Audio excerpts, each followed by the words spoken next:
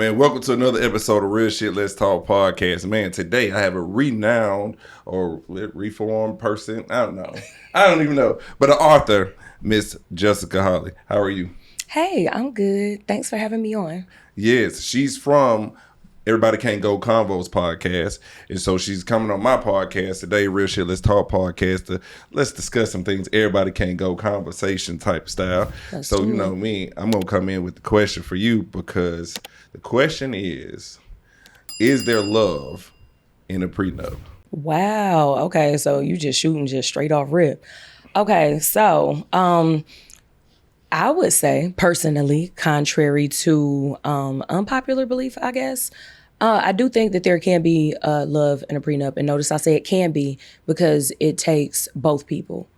It does take two people to look at what's in there. Why is that thing being written?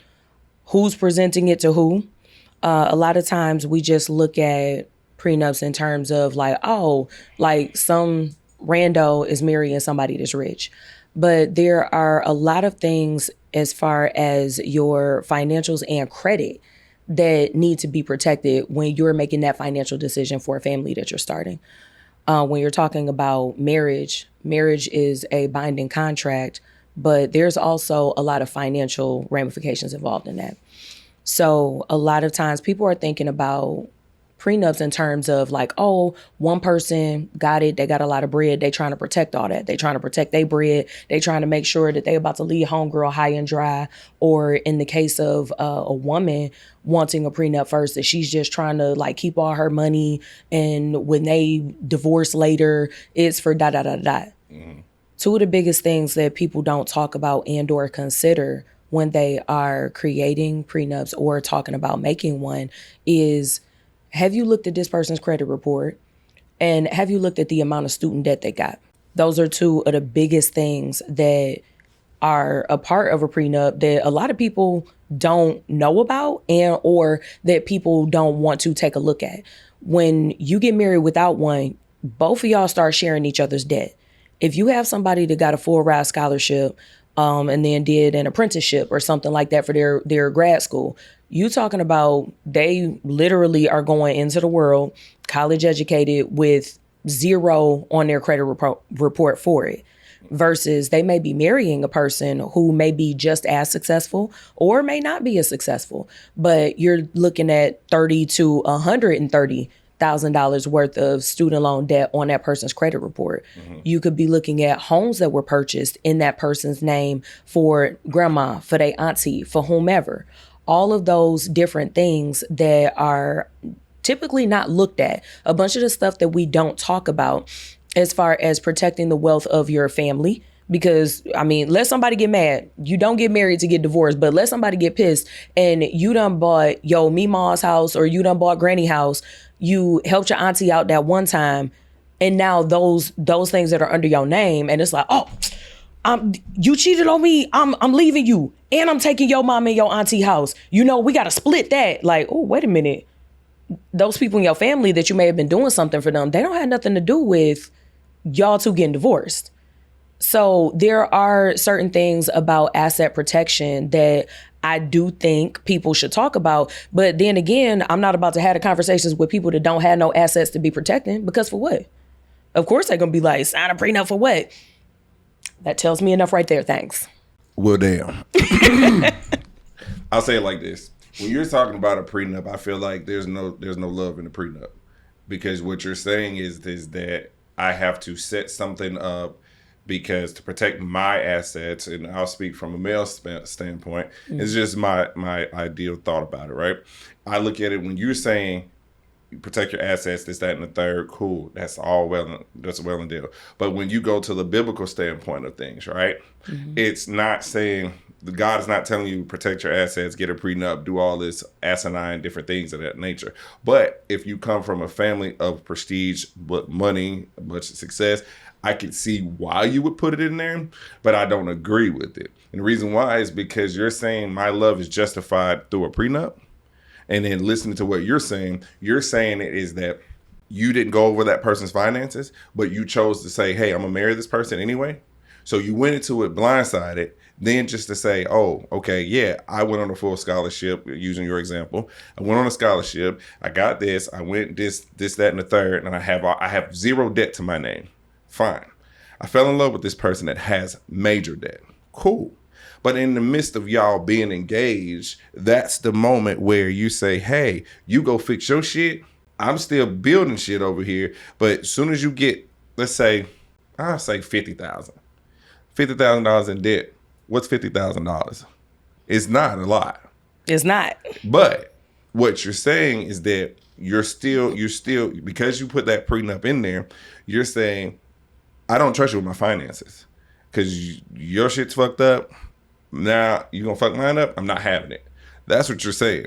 But contrary to it, if you are to be that person's helpmate, I'm saying it's like, hey, listen, I don't know how many years to be engaged prior to, but just saying, hey, while we're engaged, we set our wedding date to X, Y, and Z and our expectations.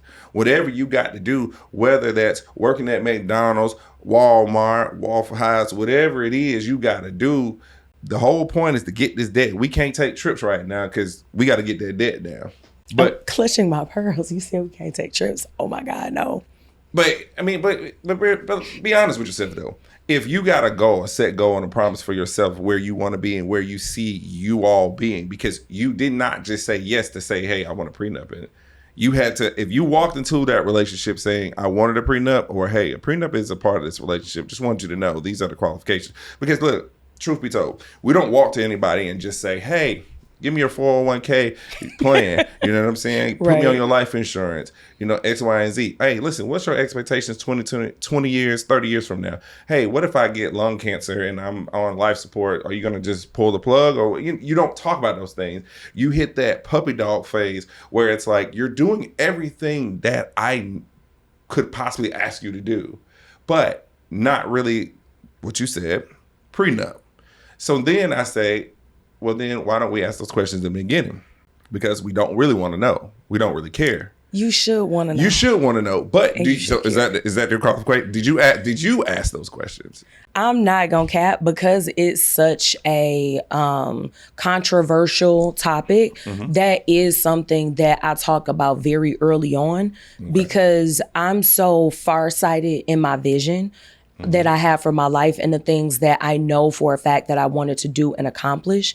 When you take, I don't want to say take the initiative, but when you take seriously the vision that you have for your life and what you've planned for yourself, unless you've been with the same person since y'all was in like high school or y'all met in undergrad, it's highly likely that you have a vision plan for yourself that you will have to make some types of changes or compromises when you're bringing another adult into the vision that you have for your life. With the vision that I had, I knew even when my account was in the negative and I was talking about prenups, I was talking about asset protection, I was talking about the way that I would like for the finances in my household to be handled. There were certain things as I was on my own growth journey and as I was getting out of my own financial bind when I was single, when I was by myself. There were a lot of different things that I learned from people who they done it, people who are professionals at this, and people who are where I want to be and where I'm working to get to. And it came to a point where I was like, it sometimes it sounds harsh because it got to a point where I came to the realization I can't have millionaire money talks with people who have a 50K mindset. People who are still telling me the American dream is graduate, go get a job for 50K, and you're doing amazing. It took me until 2018 to figure out, wait a minute, because the math not mathing. Let me look up what does it actually mean to make 50K a year. Because the people, the mindset, and the time frame from which they were glorifying this 50K, when I looked it up in 2018 dollars, that same 50K equal it was about $151,000 was the purchasing power of what 50K used to be. So for me, that unlocked something. Immediately got on the phone with my best friend, like, girl, look, we ain't effing up that bad. It's the system. But like on some for real stuff, like looking at, okay, now that I know that the lifestyle that I'm thinking I was gonna have from childhood, off 50 racks, it ain't happening. That 50 racks now in my mind, that number needs to turn to 150 racks plus. And in addition to that, if I'm talking about making it to 7-8 figures, I can't be sitting at where I came from, having a conversation about how to make $1 million.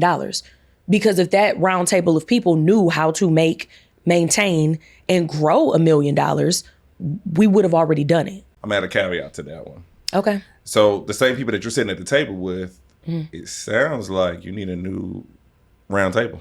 Well, you can't get rid of your family. So sometimes you got to go back and visit the block. But visiting the block might leave you stuck.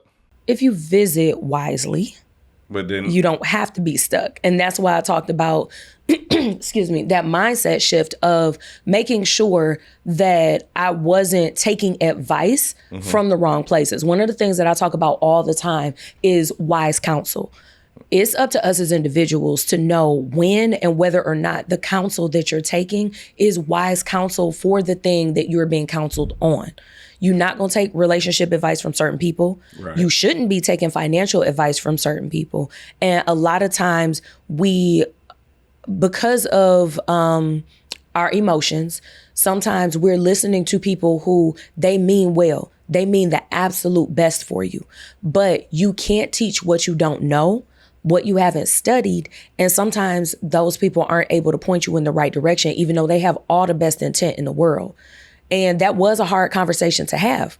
I actually had relatives that came back to me like, hey, like, of course I didn't, like, oh, you can't tell. Like, I wasn't on no BS when I was talking to them about it. But it was during the midst of a conversation. I'm like, okay, so I have this idea for a 3 to 5 year plan. I would like to do A, B, and C. Oh, well, no, you just need to put your head down and go to work. I literally just told you that this job is killing me. But still just go back, and we're going to act like people are not found at work at their desk dead because they were at a job that was killing them. And I'm 10 steps ahead knowing I was at a job that I didn't want to be at, in a place where I was like, nope, it's good money, but all money ain't good money. And that's not just talking about street money. All money ain't always good money when you at the wrong corporation, when you have the wrong management team, when you're on the wrong team, when you're in the wrong position, when you're in a position that's not in alignment with who you naturally are and the way that you naturally work, that you operating too long in a place and space that it's not you. So you can't possibly be fulfilling your purpose when you're living like that. So with that conversation, the person was telling me basically like, just suck it up, buttercup, and keep it moving. Keep all your dreams and goals to yourself. Don't go after none of it. Don't try it. And I'm like, well, respectfully, how are you going to tell me how to get to a place that you've never been? Guess that answers that question. But listen, what if your significant other wasn't on the same page? You let them go, even though you love them? I think that's where compromise comes in. Okay, so you're willing to compromise, not do the prenup, or compromise on the terms of the prenup. It's a loaded question, but I understand. Terms can always be talked about. And the reason, and I'm gonna go ahead and just shoot straight. No, I wouldn't waver on whether or not we will have one, because for the vision that I have for my life moving forward, I'm like, look, it's some ways that we're gonna need to move separate from each other in terms of finances. One of the big things, and I wish for our people, I'm like, can we stop doing this? Part of what continues to be skipped over when people are purchasing a home is that we're going to put two people's name on this mortgage application so that we can get this $500,000 house. Okay, if one person can't afford that $500,000 house, leave it where it's at. Because what's going to happen is you got that same $500K, it's being counted twice. It's being counted as $500 on the wife's credit report. It's being counted as $500 on the husband's credit report. To me, any other mathing, that sounds like $1 million worth of credit. How are you being charged $1 million worth of credit and you literally only getting half? That's not making sense to me. And the way that I'm thinking about it, I'm like, okay, well, if we making financial decisions like that together, that means when it is time for balling out, going on a trip, buying something unnecessary, which You can tell who's the one that buys unnecessary things. I'll take that because that is me. That means that she's hella expensive. That's what she's saying. Hey, get your checkbook, bro. But that means that down the line, there will be a place where you're going to want to up that credit limit. Level up, yeah. But you're going to want to up that credit limit on your AMX. You're going to want to leverage some of your credit to put into your business. You may have another idea or even a business venture opportunity that comes on the table, and you need to go ahead and run your credit for something, and now you sitting up here with the same $5,000 that if it was counted on your wife's already, why is your credit not open so that when the opportunity is there, you can be like, oh, hold on. Hey, babe, such and such and such and such happening. I'm trying to, like, what do you think? Go ahead, pull the trigger, because it's less to talk about when you're talking about moving forward and growing and taking advantage of opportunities. For taking advantage of the opportunities, that means that you'd rather be the head and not the tail? You got me thinking on that one, because as soon as you said that, I was thinking above and not beneath. But because you took me straight to the scripture. I'm like, let me stay focused on the question. So no, I mean that this is just me as a woman saying this, but I feel like this should be everybody's ideology, whether you're a woman or a man. Like, this isn't like one of those like, oh my goodness, this is a black woman, power of speech, whatever. But sis, make sure that you get on your shit. But I'm just saying, that we don't have these financial conversations as deep as we should. And then when there are certain decisions that are made based upon education behind these financial things for, you know what, it ain't no nice way to say it, for tax brackets that certain people are not in, or tax brackets that people aspire to be, you can't make 14% bracket decisions and your goal is to be in the 32% tax bracket. You're making the wrong decisions. You are about to cost yourself and your family, your legacy. You are costing yourself and your family hundreds of thousands of dollars because we still trying to keep it real. When what's real is, does the financial decisions that you're making, does it fit your dream? Or are you just making financial decisions based off of what you got right now? I was never planning on staying where I was at when I was somewhere that I didn't want to be financially. And it didn't matter what man I met, who came across me, who chose me, who proposed to me. None of that mattered when I said, oh, my vision for my life is this. The person that comes to be with me, they're going to be a part of that.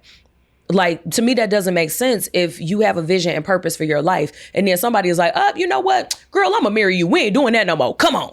Like, that's not me being a helpmeet. And then you really got to think about if that is like from a man to a woman, if that's the man's definition of a helpmeet, if you're taking her out of everything that is her purpose, taking her out of everything that is her vision, you're not going to get the same woman that you snatched up out of whatever that situation was in the first place. You're getting something counterfeit. You're getting somebody who she buried her vision and buried her purpose, may possibly no longer be being blessed because she got to be a helpmeet your way. To me, that's indicative of that's not your helpmeet. That is somebody else's helpmeet. You need to let that man wife go. Okay, but then going back to it, do you fold on your non-negotiables? I don't think so. I think that your non-negotiables should be communicated up front. I know that it's weird to have all these conversations on like the first date, but as you all are starting to get serious, that is something that you should talk about. Not only communicating your non-negotiables, but asking that other person, what are your non-negotiables, so that you guys can see before you go too far, so that you can see whether or not those things meld together, what compromise looks like, and be honest with yourself when you do have your non-negotiables. If your non-negotiable is that he got to be tall, and y'all don't drag me in these comments. If your non-negotiables is he got to be 6'5". Here you go, Dan. Go ahead. That's not a real non-negotiable. What is it? Say it again. That's not a real non-negotiable. What is it? That is a preference. No, what? No, what was it? Did you say it? Oh, if you was going to say your non-negotiable is he got to be 6'5" and buff, like, I mean, if that's your cup of tea, like, do your thing. Do it look good, sure. But like, that's not a non-negotiable. To me, non-negotiables are things that will affect your life long term, and things that that will make or break whether or not your vision and your purpose in life is fulfilled. But then with that in itself, okay, so as you would say before, your non-negotiables are your non-negotiables. If you find yourself falling short of your non-negotiables, meaning that the other person's a lack of, now what are you faced with? Because you love them. You're in love with them. Now what happens? Now you talking about, you got to have a hard conversation with yourself. Okay, but having that hard conversation, you're saying like this, right? If as somebody loves you and you're in love with that person, your non-negotiables make you forced to make hasty decisions sometimes, or leads to petty arguments that don't matter the bigger picture. It's like you can't shake sugar and shit. You know what I'm saying?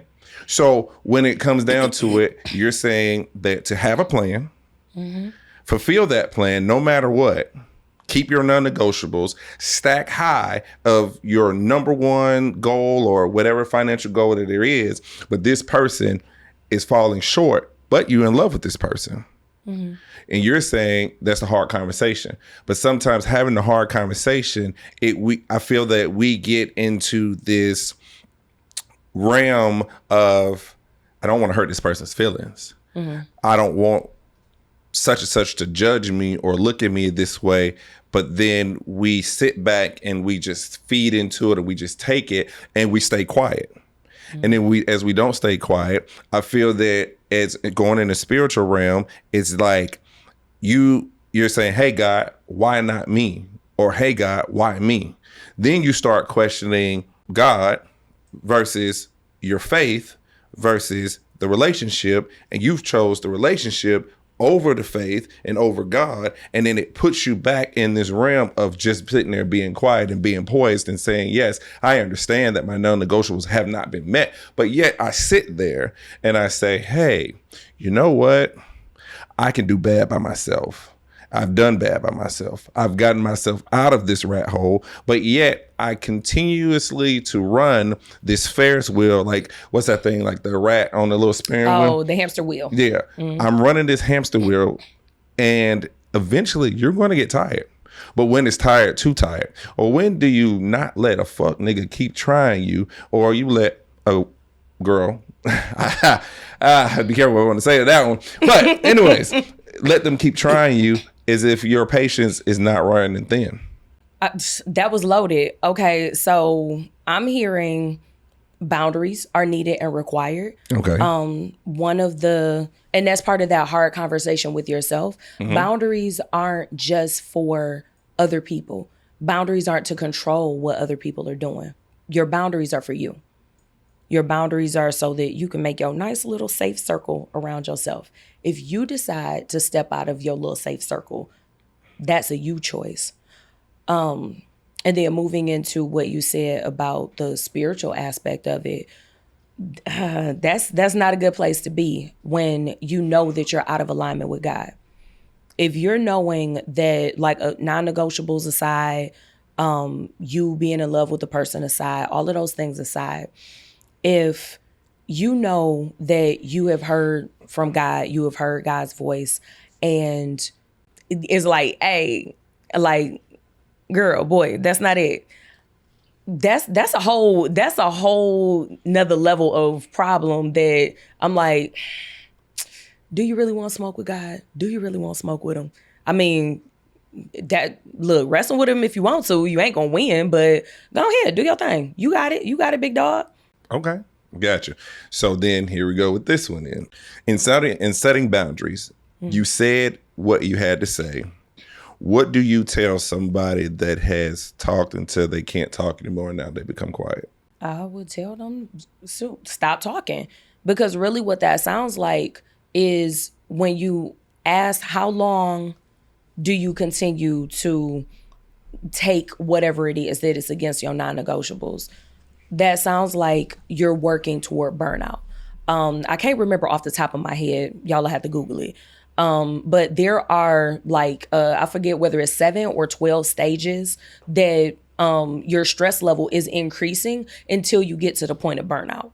And without me being able to quote off the top of my head, those steps on that basically like ladder of getting to the point of burnout, which is like you having a complete meltdown, you completely shutting down, your mental can't take it, your emotions can't take it, physically your body can't take it. When you get to that point, I feel like when you're talking about you get to that point where you're just shutting down and you're not talking anymore, you are climbing fairly high on that ladder of being completely burned out. And a lot of times we use that term burnout to describe work situations, like situations with a job, career.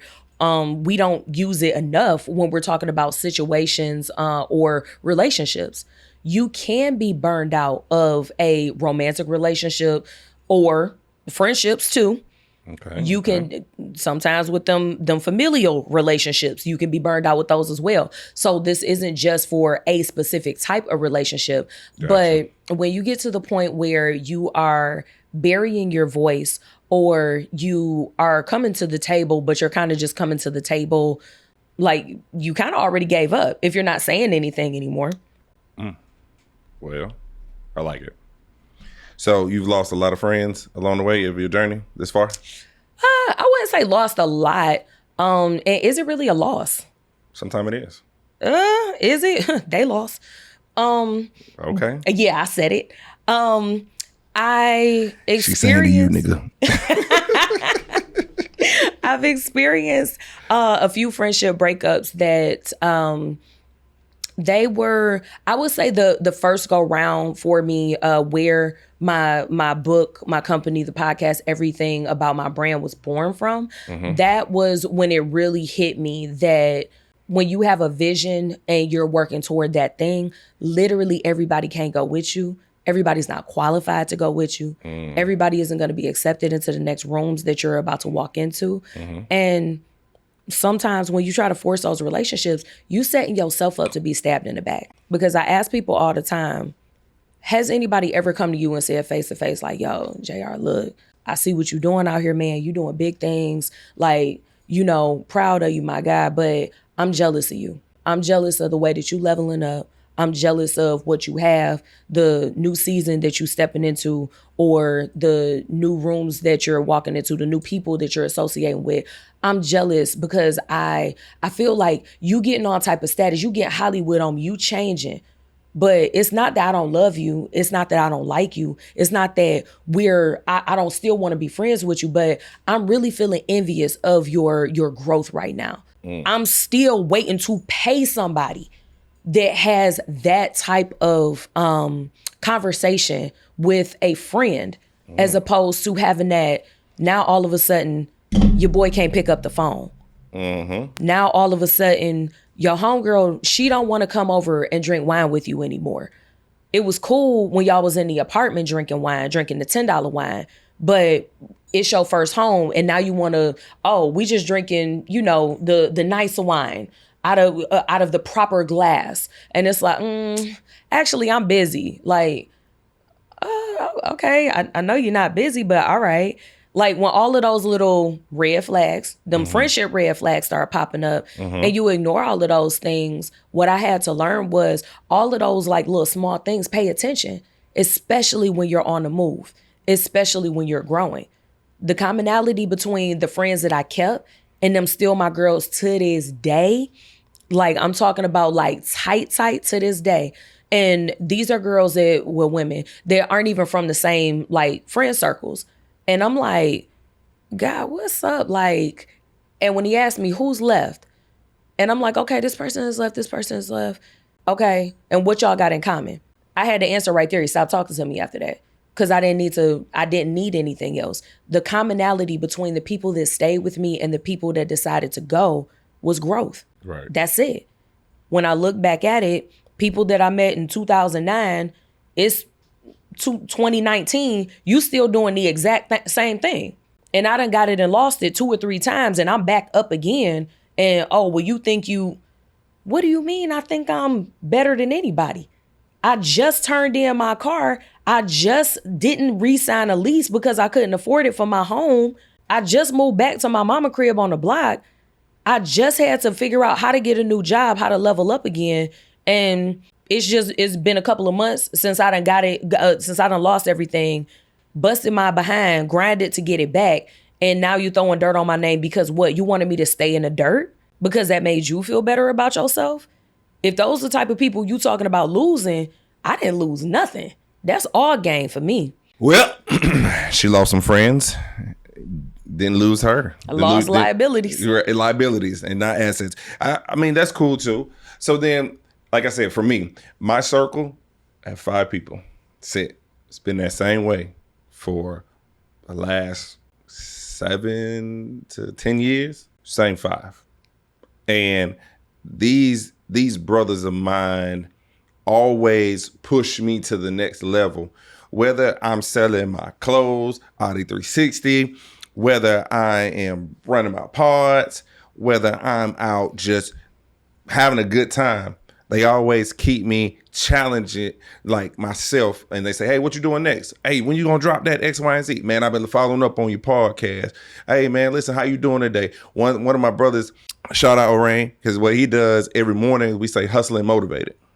We say hustle and motivated maybe like 5 to 7 times within the week. And we don't have to talk every day. My cousin, we hit each other every now and then, but he in the DMV, we talk. And when talking to him, man, shout out DJ, he has that mindset, that business mindset, that financial mindset. It's like, hey, well, listen, if you put your thing in this one, then you're going to make this money, then you're going to flip this money. But like I say, it changes, your circle changes when you have kids because kids play a factor.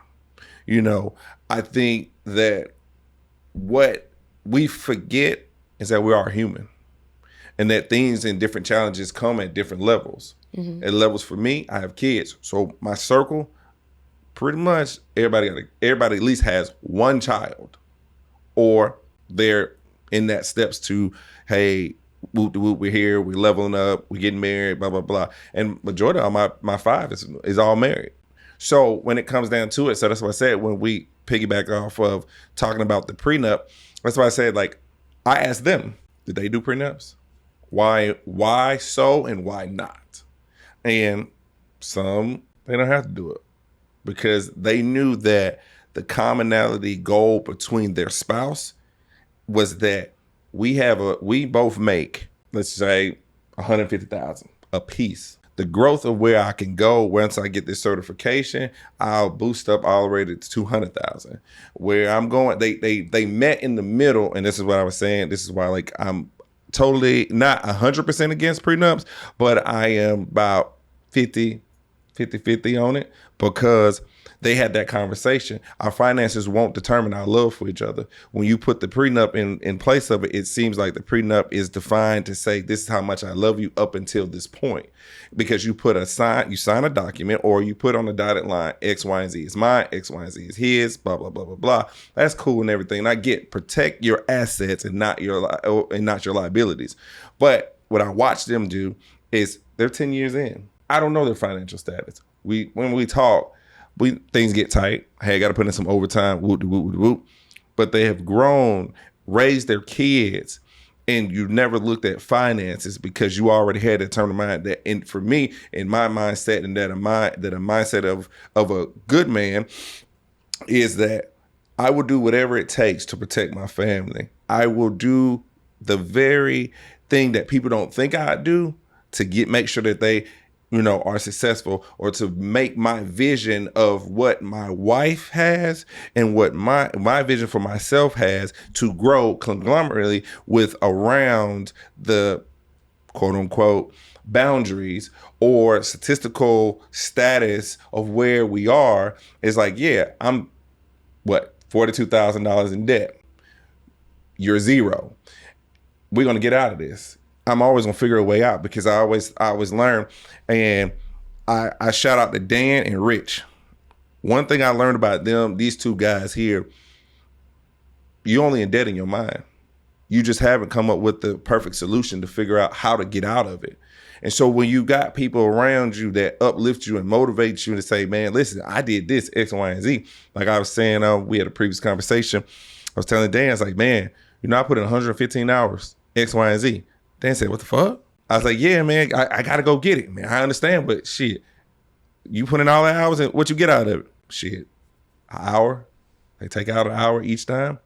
So you mean to tell me you put in this much work for them to take 7 hours from you that you can't get back? I was like, man, I'm just doing what I got to do. Fuck that. You can't get the time back. Rich, you definitely got to get out of that shit. There's no other way around it. Figure it out. Gave me the idea to say that this is not a forever thing. It's just a right now thing till you climb up out of it. And it's always good to have people around in your circle that's just like, hey, I was where you was, but we're in two different brackets. I'm up here. You might be up there, but you getting there. You know what I'm saying? They cheer you on. They help you get to that next level. And again, we don't look at finances. Again, that's something that we would have to always, I guess, revisit when the levels come or different terms come. I always just say, man, I'm thankful for this circle that I've met these young men in. They make me want to level up so bad. Like I say, the studio we in, they always make sure that no matter what, they like, hey, hey, what's up? You sleep? Get up. We working. Why you sleep? You know what I'm saying?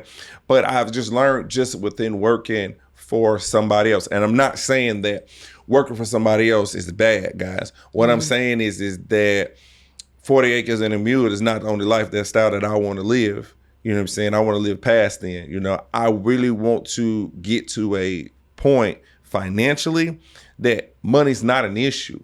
Money is monetary. But when I think about prenup, I think about money. And that's just me. It's just my mindset. So when it happens to think about money, it's like money is anything, is intangible and tangible at the same time. Because just because I made $1 million, if I lose 1 penny, I'm not a millionaire anymore. But if I'm with a helpmate that is like, hey, goddamn, we're going to get there and I'm going to pour into you, because a lot of things happen, friendships, relationships, whatever. There's a lot of you're pouring more out of your cup than they're pouring into your cup. And one thing that I like about Dan and Rich and Pete, they straight shooters. They don't care if it's gonna hurt your feelings, but they only saying stuff out of brotherly love, but they only saying something to see what you're gonna do with it. A lot of people, like I said, I brought a couple people around and introduced them, and offhand, Rich was able to tell me, like, before like, what, I'll say a day. Let's just say a day. Bro, they ain't good for you, bro. And I didn't want to believe it. I didn't want to hear it. I showed Dan somebody today. Dan was like, Dan laughed. Because he already know, oh, okay, I already know what type of time that person on already. I had a person who wanted to be, it was a lady who wanted to shoot cameras for me, whatever, and we wanted to work together. I don't know where she at now. But Dan already put me on game. Rich already put me on game. So what I learned again, protect your assets. I get it. I'm always for that protection. But also don't let too much out of your cup into everybody else's cup, because it drains your energy. And when it drains your energy, it drains your conceptual mindset of thinking that I thought love was this, but love is not that. And like I said, sugar ain't shit. So you can't say shit sweet when shit is going bad. But you have to be able to look through the bad and say, okay, sometimes you can find a glimmer of light and say, okay, this is where I'm at. Okay, I see the light at the end of the tunnel, but how do I get there? Because life is a journey and life is a maze. We go up, we go down. But with Rich, Dan, Pete, SBS, even a lot of other people, shout out for anybody else I didn't say, but what they showed me is that, like, bro, ain't no going down. They don't let me slip. They don't see me do something, I'm getting a call or I'm getting some inspirational thing to pick me up out of it. To say I be down on my shit. I be down working, putting my head down, ain't posting, hey bro, what's going on with you? What's up? You ain't doing nothing? It's people like that. They're like, dang, they see your vision. It's not necessarily the love person or the loved one like that. And it could be, and I'm not gonna say that I don't have that support. What I'm saying is that it takes people outside of that. Because you could be you could be in the bed sleeping with the enemy, but by you sleeping with the enemy, it's killing your spirit inside, and your spirit inside resides within you. You're very not energetic. You're staying up extra late to put in more work for yourself than the person that you're laying next to is. That hurts. That's what I said.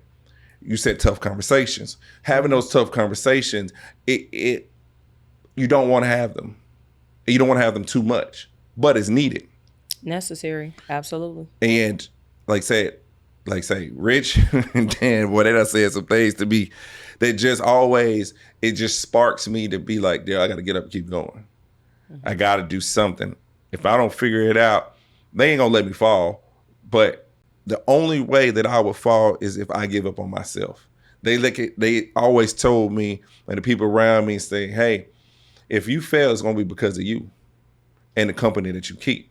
As they say, misery loves company. If a person that you love sees that you're growing, they're going to find little knickknacks and bullshit to argue about that doesn't even make sense. You would sit there and be like, I know I just washed your car, washed your clothes, cleaned up, did all of this stuff, and you argue with me?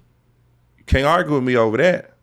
But if I'm doing what you want me to do, then it's easy peasy. And life isn't like that. So like I said, this whole journey again of entrepreneurship, like I can honestly say I am so thankful for the new crew of people that I met.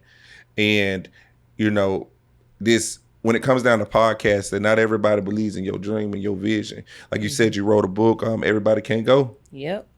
In that book, I feel that you wrote it with passion.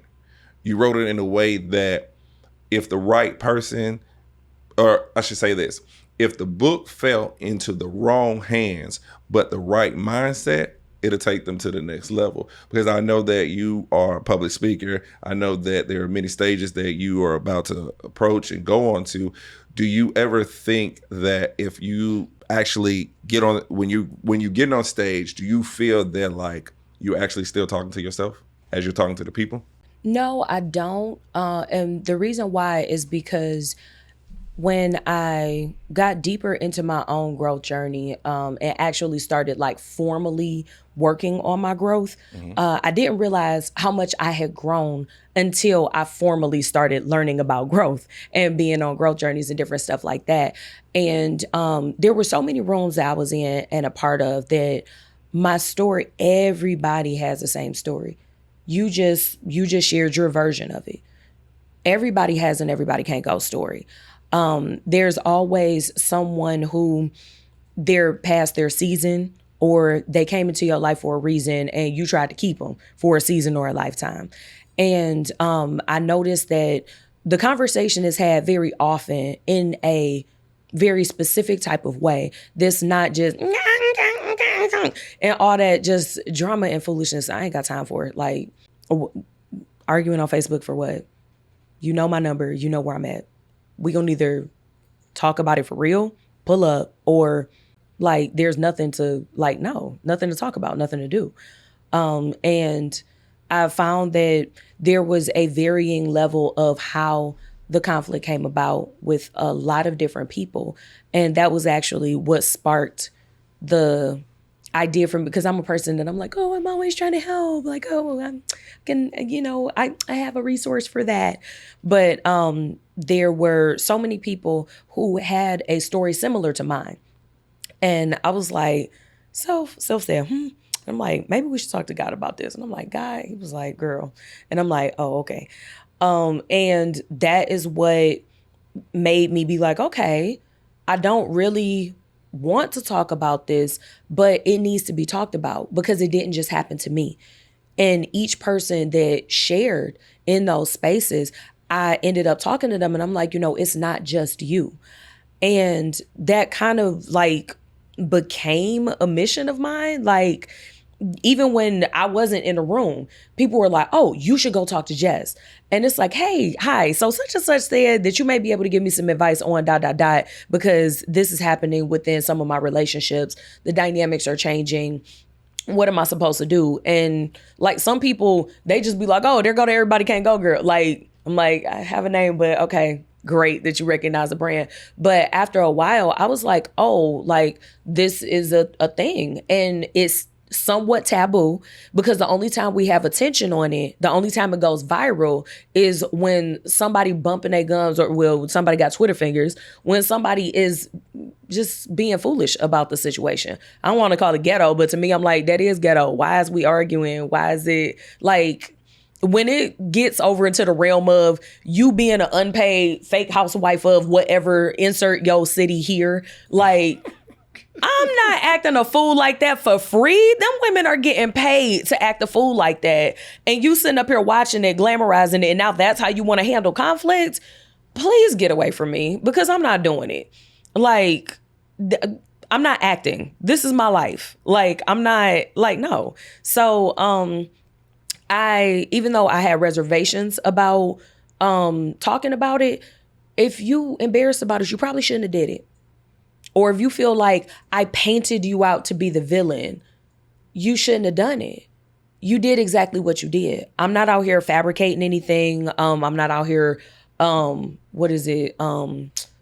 sensationalizing the story of what happened. Like, I can honestly say part of the stuff that did happen, it probably wouldn't have if old Jessica had just showed up with like, what you say? Oh, you won't pull up on me? I'm going to pull up on you because text my phone one more time.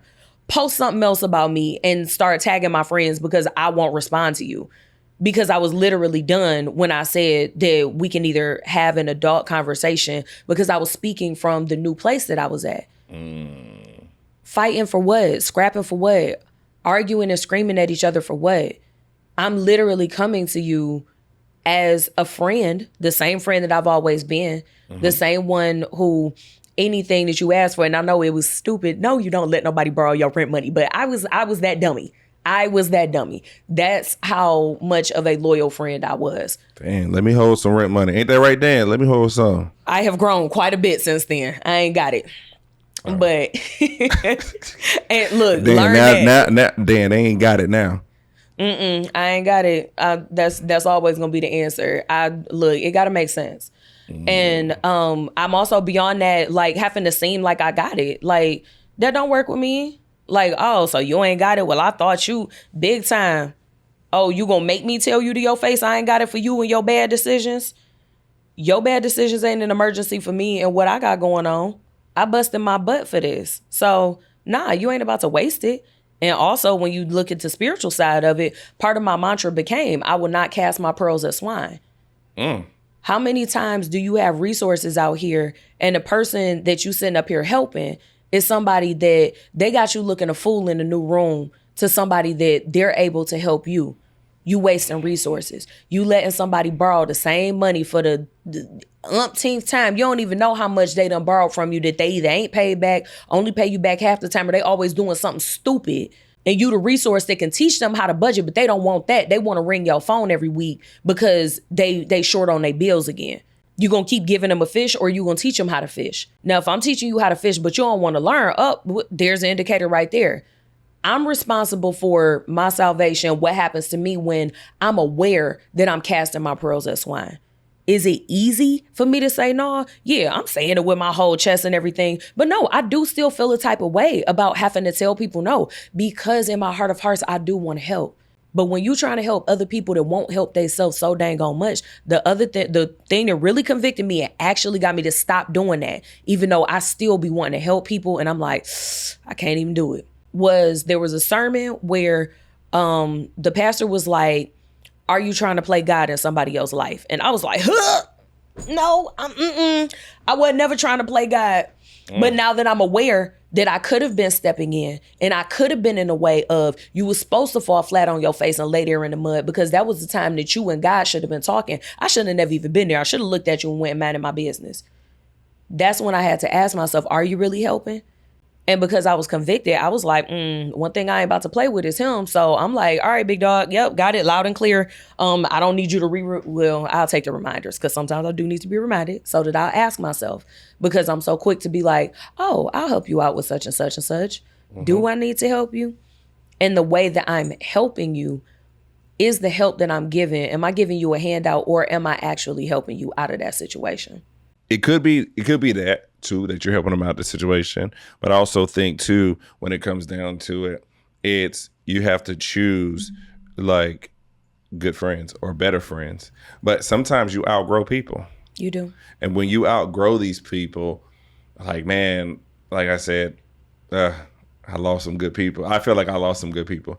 The reason being I feel like I've lost some good people around the way is just because I kind of see them, like a little bit of me and them for their goals and everything like that. But I had to later really realize something that my mom and back again, Rich, what he told me was that you're feeding more energy into them and it's depleting you, and you're going to stay back while whatever they do, whether you don't have a friendship, don't have a relationship with any sort, they're going to thrive while you're still sitting back trying to put the pieces of puzzle of yourself called life back together. And then I started thinking about it.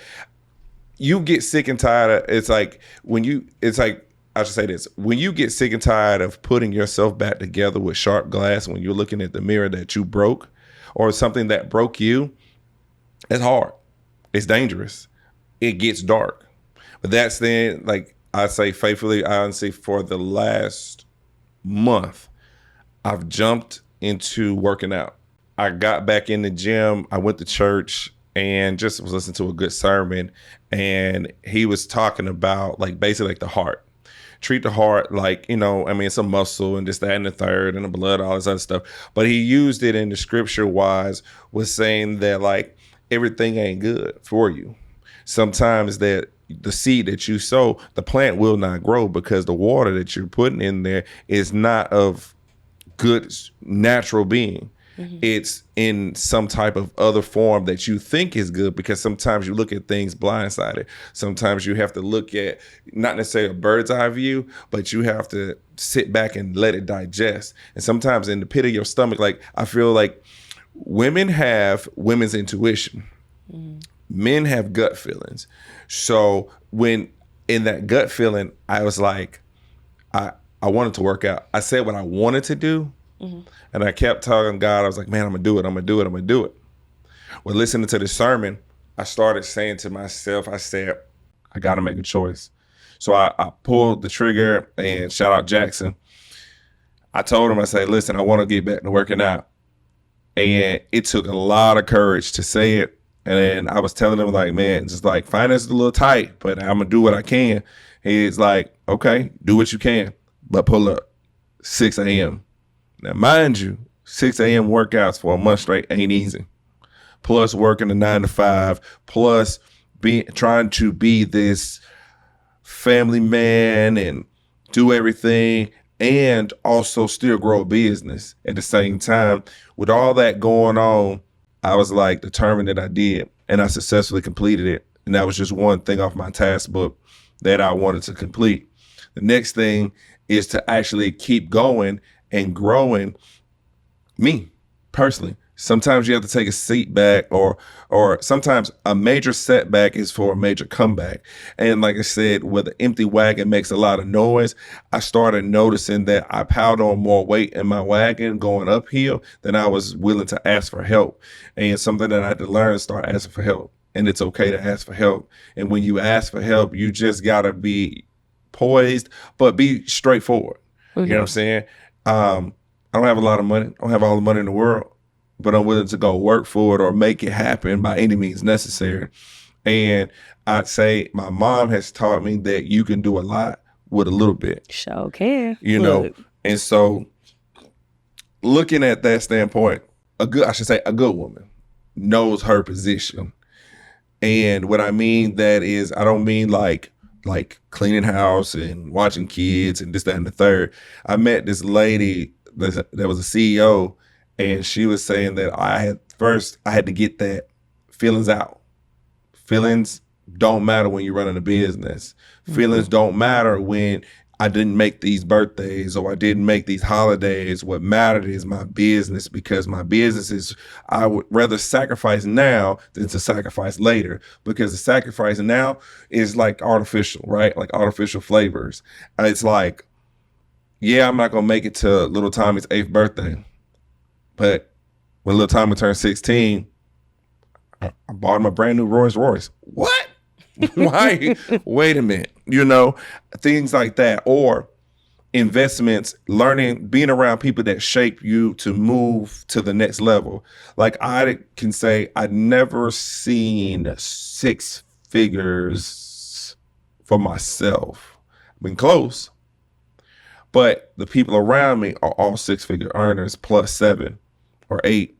And looking at them, it always reminds me that that's not necessarily where I'm going to stop, but I'm going to go get up to, as I say, rise to the occasion for the occasion. And that just stands for, it's like, I see where you guys are. This is where I want to be. This is where I will go. This is where I see myself going in the next 2 to 3 years with somebody or with nobody.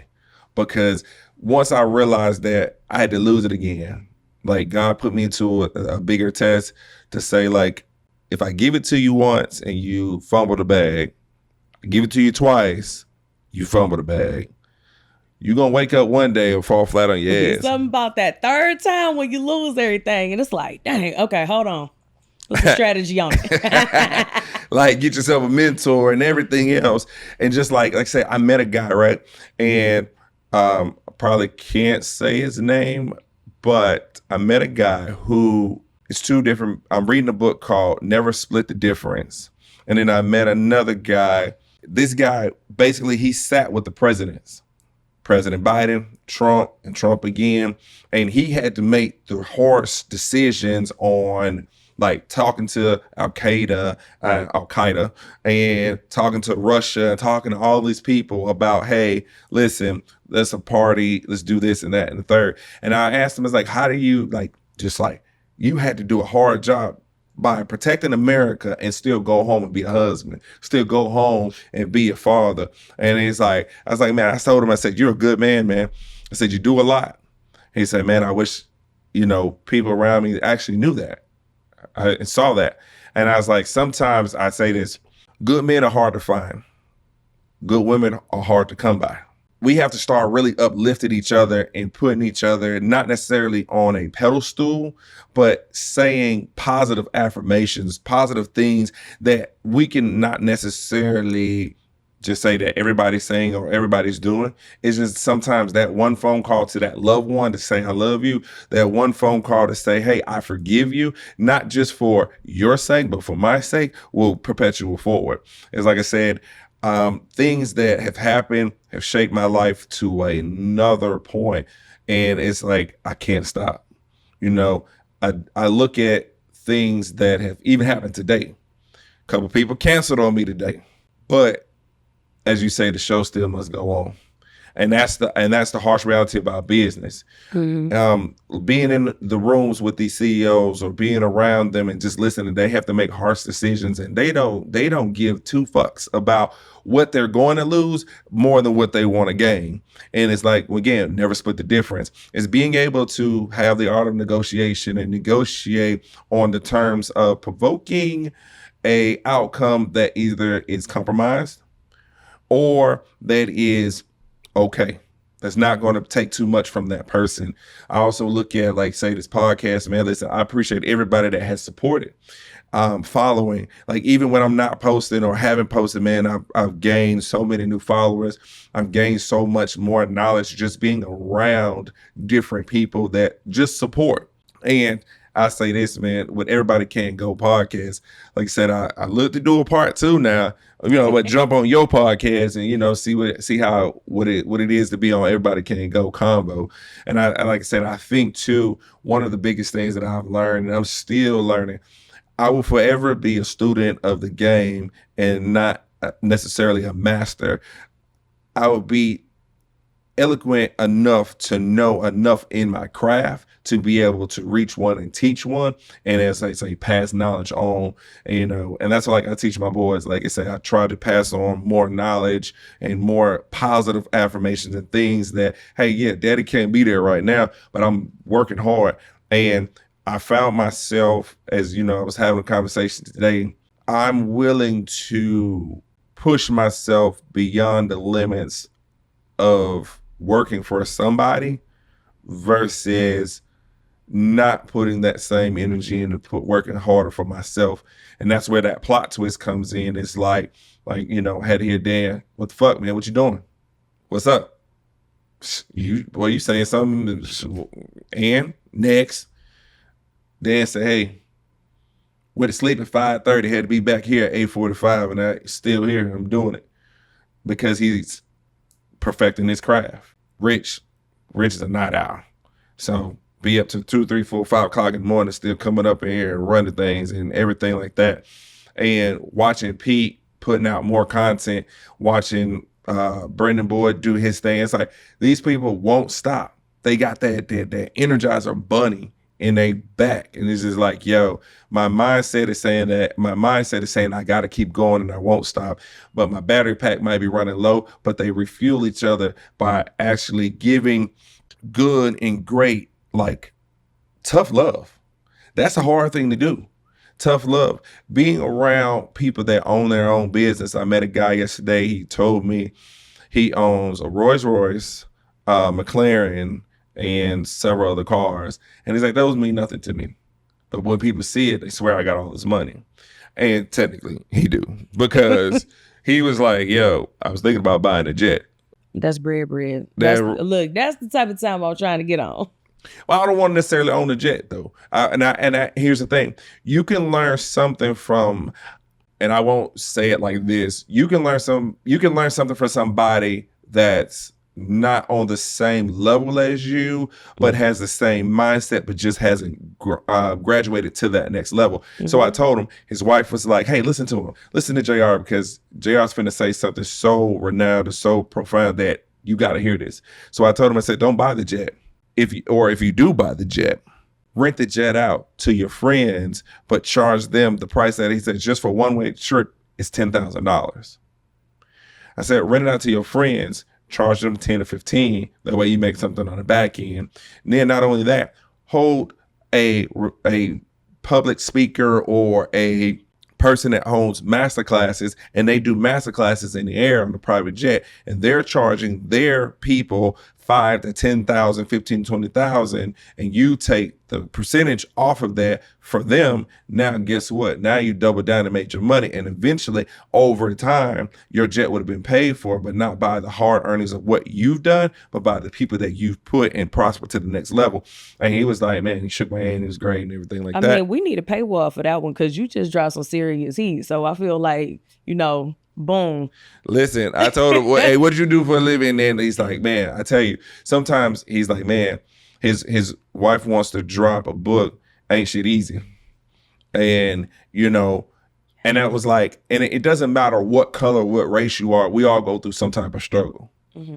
And he's like, man, if you know what I've been through, and people think it was sweet, but it ain't. You know what I'm saying? We had to raise 3 kids. We had to do X, Y, and Z. Hey, I had to work in the business. And sometimes, guys, what I've also learned too is that you have to not only just run the business, sometimes you got to work within the business. Sometimes people might call out. Some people might not even show up. Some people might just say, have every other excuse but to be there because their important role is to show up. But now you got to show up and you got to show out and you got to run the business and you got to do all this. And he said he's done every last one of those things.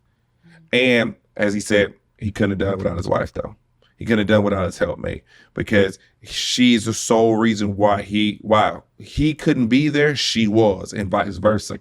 And they had to buy like dogs, like pubs. They had to buy some pubs because the kids are all grown out the house. They say, man, shoot, we done did everything. Now we just have some dollars just to keep us company. You know what I'm saying? And he doesn't want to be old and gray and not have done anything or enjoyed his life, but now he can take trips and now he can do these things. So that's why I said before, sometimes you have to put those things on the back burner and just say, hey, listen, for this 1 year or for this year and a half or for these 6 months or whatever, I'm going to grow by putting my head down, putting in the work, and I need you to keep going too as well. And then eventually we'll see the other side. And when we see the other side, it's nothing that we cannot work for and not have. But I think that one thing, the season that I'm in right now is pulling myself back on top of my finances, but also seeing myself bigger than where I'm at. Because like I said, I recorded my first podcast on my phone, and then I thought that's the way you did it because it's all I could afford, and it was okay. You have to learn. I had to learn that starting from the bottom doesn't mean necessarily you got it out the mud, necessarily mean you started from dirt to shit, whatever. It means that you had to hard enough to pick up something and perfect it, perfect your life to the next level. I tell you, one of the biggest changes that I could say was what, Dan, 2024? Yeah. Met you in 2024? I met you in 2024? Yeah. Yeah, 2024. I came to the studio and I came on a budget 2 times, back to back. I had that one conversation that changed my life forever, which was you could never go back to recording on your phone. You can never go back to doing a basic podcast. If you go back to basic podcast, you have just lost momentum. Mm-hmm. You have just set yourself a major setback. And so now that you're in the studio, now that you have these people around you, leverage that, but don't abuse it, but be a straight shooter, and then you keep going. And it takes time. It doesn't happen overnight. So that's why I say I look at what you're doing and what you have going on, you're going to go far. Now, at the same time, you might outgrow some people, but you got to be willing to take that risk. And at this point, I mean, all risk ain't great, but all risk has a reward. And sometimes you extend the olive branch too far that it begins to be brittle and begins to be thin as it shakes off the leaves and the sticks become brittle. And then now the branch breaks off. You got to say, who's going to catch you? Mm-hmm. That's real. That's real. And that reminds me of one of the big things that you talked about with pouring from the cup. We always talk about not pouring from an empty cup. You know, you poured everything out of you and don't have anything left, but you still sitting up there trying to pour. And I was, I forgot who I was talking with the other day, but I was like, hey, yo, that's like if you ask somebody, pick up a dozen balloons for me and bring them to the birthday party, and that's the only person bringing that dozen balloons for you. If half of them is like half mast, 2 of them, they completely deflated and hanging, and they come in there and hand you 3 nice balloons for your kid's party, you're going to be looking like, I asked you to do one thing, and you're going to go on there behind. And I'm like, essentially, that's the same thing as pouring from an empty cup. It's just we say that analogy so often that I feel like it has become cliche. And we've said it so often that it goes in one ear and out the other. And so I was thinking about what other like regular household items would you be looking crazy as heck if you just showed up with it. Like if you get the box of grapes from Sam's Club, BJ's, wherever, but that mug half full, you're going to leave it on the shelf. You're not about to be trying to purchase that and bring it home. You look at the bags of apples, the bags of oranges. Now, I know I ain't the only one that makes sure that all of the lemons is in a bag. And Lord, if it seems like it's a bag that has more lemons in it, I'm getting that one because you're not trying to shortchange yourself. But we do that in some of the relationships that we let extend beyond their season a lot of times. And we think of seasons in terms of the quarters, you know, fall, spring, summer, winter, whatever. Or if you live somewhere nice, it's hot or hotter. But sometimes seasons with a person can last for years. And I feel like that's where some of us get stuck because we're thinking a season is somebody that's very temporary. A season could be that someone came into your life for 3 months. A season could be that somebody came into your life for 10 years. But we have to honor when the season has come to an end. And it doesn't necessarily have to be a negative thing. When a season comes to an end, sometimes it is because of growth. And sometimes those people do have to be shed. But another thing to remember is, is that these people don't always have to be completely like cut off, that they're completely gone. Mm-hmm. There is a space for us to communicate in a healthy way and communicate properly. Hey, my needs of our relationship dynamic, my needs have changed. Let's talk about this. Can you provide me with what I need for my next level as my friend? I need to tailor or make some adjustments to the time we spend together, to the types of conversations that we have, to the activities that we're doing. I mean, the same people that you was partying with at 21, look, sometimes we don't want to go to the party. Sometimes we want to just get crab boils and drink wine. Sometimes we just want to go see Hamilton now and go to a nice restaurant after. We don't want to be at the club no more. Like, but I mean, you know, that's just a funny analogy about the stuff that you used to do with a person. But on like a real note, like for real, sometimes you do need to communicate like, hey girl, or, you know, bro, whatever. Like, I don't have time to be just shooting shit on the couch with you. While you over here, like, hey, you can come over, you can spend a day here at the crib, but these are the things that I'm working on today. Bring your laptop. Bring your whatever. Oh, what book you reading right now? Can you bring it with you? I'm reading for such and such amount of time. You welcome to come over here and chill with me on the balcony. I'll make the margaritas. I have 90 minutes blocked out for me to read such and such a book, and we can discuss it after. Hey, do you want to read the book with me so that we can talk about it and get on that iron, sharpen that iron, and give people the chance to be that other piece of iron. Sometimes it is, and I break all this down when I'm talking about all the different aspects of how of everybody can't go, because it's not just, oh, this ain't working, and then just cutting people off. It's literally a series of steps that you're going through to make sure that when you do depart from that person, or make sure that they're released from you, that you've done everything that you possibly could to allow or afford them the opportunity to move forward with you. And if they're not able to handle that, hey, you can come over, but the first half of the day, we're working before we get to day drinking. Or we only day drinking 1 bottle of champagne. We gonna get to the other 2 once we finish these items on the task list. In a fancy cup. In a coupe. Fancy cup ass people. Those are rich people cups. Anyway, just give me a red cup, call it a day. But I wanted to add something to it. Mm-hmm. I feel like also too, friends and families and people that are in relationships sometimes take the initiative. Sometimes take the initiative to take down the fucking Christmas tree and Christmas is over. Sometimes it's take the initiative to just say thank you. Sometimes an easy thank you leads to a person having a better day. Because some people crash out and they don't mean to crash out, but the only reason that they crash out is because they was just looking for a little glimmer of gratitude, a little glimmer of somebody to say, I appreciate you, all the work that you do. So I'm going to ask this about that. Right, here we go. Yeah, here we go.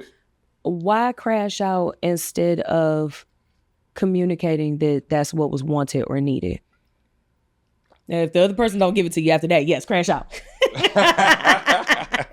Yeah, but it's one of those things where it's like when you get tired of talking and you feel like you're talking to yourself, or as they say, if it falls on deaf ears, you talking to a brick wall. You just saying it just to be saying it. You wasting the breath of your body. And anytime that you waste the breath in your body or the energy to just keep facilitating the same exact thing to your friends, to the people that you're in relationships with, to somebody that you can see is really, they're right there. Mm-hmm. But you can't want it as bad as them because they don't want it as bad as you. Yeah, that's facts. And sometimes we have to just accept when that person on the other side, especially if you've communicated it repeatedly. Mm-hmm. That's why I said, make sure that you practice that healthy communication first. Okay. I was kind of joking when I said crash out after that, but for the sake of coaching, we're going to remove the crash out and Crash out, nigga. do that healthy communication. But once you find yourself repeating it multiple times, that's when it's like, okay, well, now we're going to have to set some hard boundaries that are for self-protection and self-preservation. And then you know what happened after that, y'all. Everybody can't go. So then with that, Sam, what if you get to the point where you get tired of saying what you wanted to say or what you had to say to that friend, to that significant other, or to whomever, and you just find yourself not saying it? What do you do then? Unfortunately, in some dynamics, sometimes no contact is what's needed and no contact is what's required.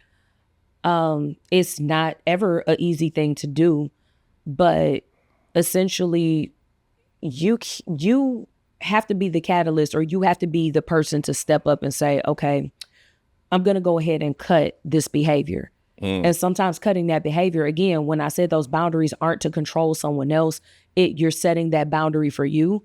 Sometimes that means that you have to go ahead and do that thing where you are restricting access to yourself. And I mean, you know, somebody can be blessed in your absence, or they can kind of, you know, start to learn a little bit and see. You teach people how to treat you. And sometimes when you do go no contact with people, it gives them an idea of how serious this is to you and for you. And it's up to you whether or not you will allow or accept that person back in after you've given them so many chances before. But as individuals, we do have to take responsibility and accountability for how many chances did you give that person? How many times did you repeat yourself? How many times did you let that slide? And you just like, okay, I'm telling you, this is the last time that I'm tolerating ... before you actually enforce the boundaries. Enforcing boundaries doesn't make you a bad person. It doesn't, of course, you're going to be villainized or villainized, whatever the word is. All of a sudden, you're going to be the Joker. And everybody, well, not everybody, but when you are the more healthy person in a dynamic, that comes with more responsibility. And sometimes you do end up having to eat crow. You do have to eat the frog first. You do have to go ahead. You got to do more of the work. You the one that has to start the healthy conversation. You the one that has to do all the repeating of it. You the one that once you repeated yourself however many times and it's like, oh, it's still not penetrating, you have to be the one to make that cut.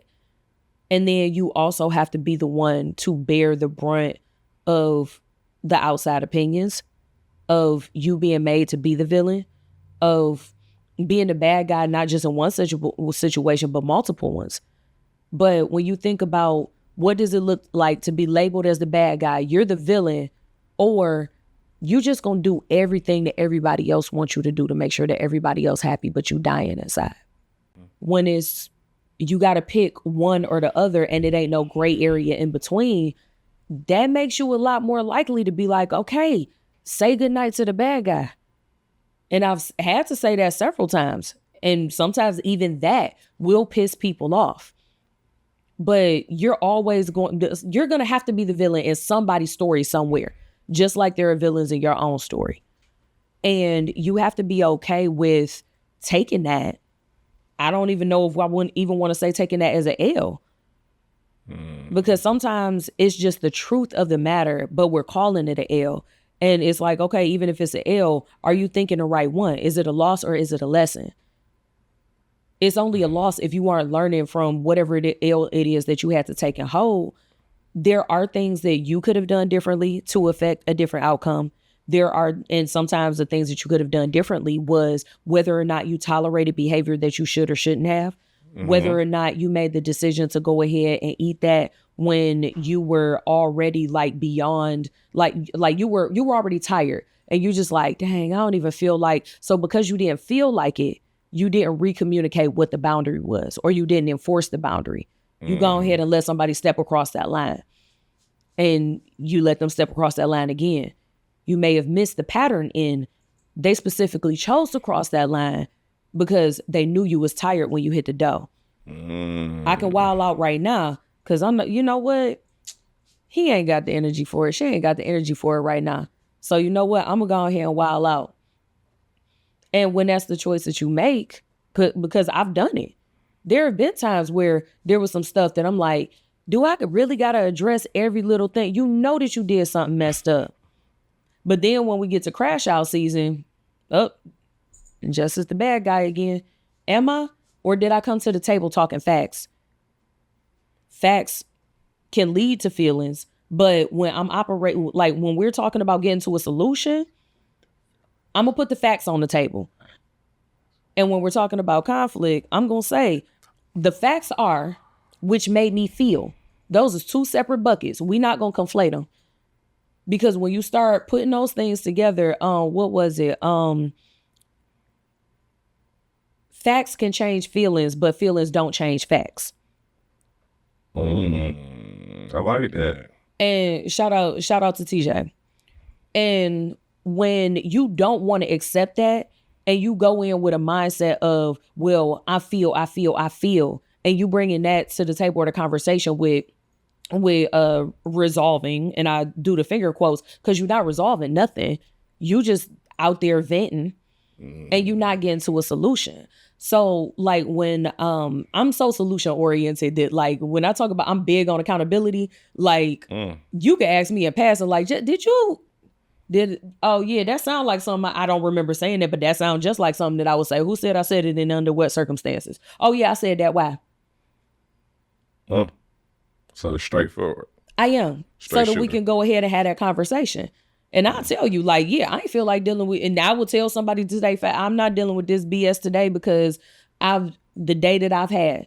If you working 12, 14, 16-hour days, whether you in your 9 to 5 doing OT or you doing your 9 to 5, doing a part-time job, being your own bank, and you grinding to build out your business, you do have a very limited space for some foolishness. But we have to take accountability for when that foolishness be knocking at your front door, step across that line. It's like, dang, I ain't checked that because I literally didn't feel like it. But when we looking at our business and it's like, dang, I don't feel like it, but I'm about to, and you'll go ahead and get it done. You'll muster up the energy. You'll find the money. You'll find the time. You will stay up them extra hours and make sure it get done when you're building your business. But when it comes to addressing that thing in the moment, again, that it's like you crossed that line and you know that you crossed it. We're going to talk about it right here, right now. Those are the types of things that we be letting it fall by the wayside. I think, too, when it comes down to it, something that I was thinking about, you said feelings leads to facts or facts leads to feelings. Facts, feelings, hold on, what did I say? Facts don't change, facts can change feelings, but feelings don't change facts. Okay, so then in my head, the way that I put it was that facts leads to feelings and feelings leads to you being fucked. But that's facts though. But that's just how I interpret it. And so what I say to people, like I had to learn this, getting to the next level and choosing somebody to be with. I have said to myself, I want. You know how we can say, I want you. I want to be with you. I want to love you. I have learned to change that demographics and say, I desire you. I desire to be with a woman of your caliber. I desire to be a part of you, because if I'm a part of you, then you're a part of me. And in my mind, conceptually thinking, I'm like, desires are so much better than wants, because we can want to be better all day. But if I desire, I have a different amplification of saying, well, why are my desires or all my needs being met within my desire? Because like, you could want to be free, like people in jail want to be free, and then people in hell want to be cool. But if I desire to shape my mindset to be the authentic, true self individual for that woman or for current, then that makes me to be an astute individual and thinking, saying, hey, I don't just like want you. I want past the want. I desire you. I desire you past the looks, past the finances, past the past relationships or friendships or broken homes or whatever you've been through. I want all of that, but in a desirable way that when we come together, we're going up. It's the only way we can. We can't go backwards. And so when I've looked at it and saying it in current, I desire you because of the woman that you are. The woman, the poised position that I feel you can help me elevate and cultivate this thing called life. Because man or woman is not meant to be alone.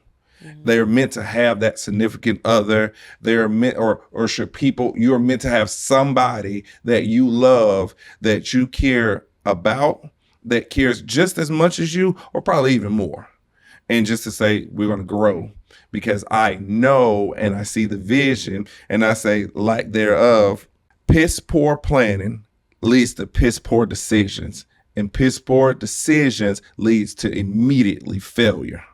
So when you look at that, you have to plan strategically in what it is that you want, how you want it. And it's not going to always go A, B, C, 1, 2, 3, because you might go from A all the way to D and you forgot B and C because you were so googly eyed or you were so drawn over the thought or infatuation of where you are with this friendship, what this relationship, or what you could get from it, and not saying, well, all right, you said like my desires are met, my needs, my boundaries, different things that and nobody's ever going to be 100%. So I know that. So I just say, that's why I say, when you desire, you acquire a different level of a person. And that's why I said your wants, like your kids might want to go to McDonald's, but I'm always gonna be on the kids' side because why we can't go to McDonald's? Because as soon as you said want versus desire, I was like, dang, that's deep because I want a whole bunch of unnecessary stuff, and I know it's unnecessary when I be like, ooh, I want that, I want that, I want that. To the point that my BFFs, they know the way I say something if I just want it. Or if it's an actual desire, but I never heard it said that way. And now you're going to have me reevaluating every time I'm like, oh, I want that, because I say that so often. Because not everything that we want, we need. Very true. Very true. And it's like, it's matter of fact, E.T. Okay. What does it say? If you got to help me now, because he said, if you want to succeed as bad as you want to breathe, then you'll be successful. Yes. That right there. If you want to be successful as bad as you want to breathe, then you'll do it. You'll do any means necessary to get you to that level. And sometimes that is cutting the people off. That is stopping the very thing that's holding you back. And like I said, quote unquote, I've had to let some people go. I hear from every now and then or whatever. But it was like I started to realize I had feelings because I wanted them to need that shit. Anyways, I wanted to help them because I felt like we were at the same level. But was told to me by my brothers and everybody else, no, they're not where you are, brothers. And once you realize that, they'll fall off. And like I said, an empty wagon does make a lot of noise, but a confused mind brings a lot of trouble. So a lot of things around me, I realized that like I was in a space where I tried to help everybody, but really trying to help myself at the same time. And you can't necessarily, if you can't level up with what you're doing, and that's for me, spiritual, physical, and mental, then hey, I'm not winning. I can't help anybody if I can't help myself.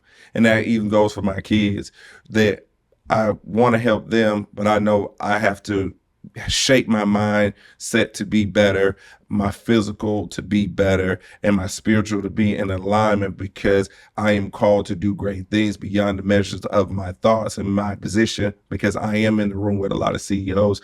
I will and I must and I can, because I see those things, and those things make me get up every morning that it's time for workouts that I don't like to work out. I don't want to work out. That's what, my subconscious mind. But then when I get to work, I'm in beast mode. I'm leveling up to get back to that particular level that I want to be simple, but then being simple is not necessarily where I should be. Is I should overshoot, because of, like, you set your standards really high and you will accomplish, not necessarily you won't hit them all the time, but you'll get there, because nobody's going to give it to you. Nothing is given. Nothing is easy. And if you do get a pass, it's because you had enough cash, or you grew up in, a scenario where money wasn't an issue.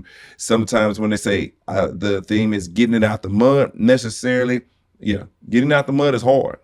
Getting out the streets is hard.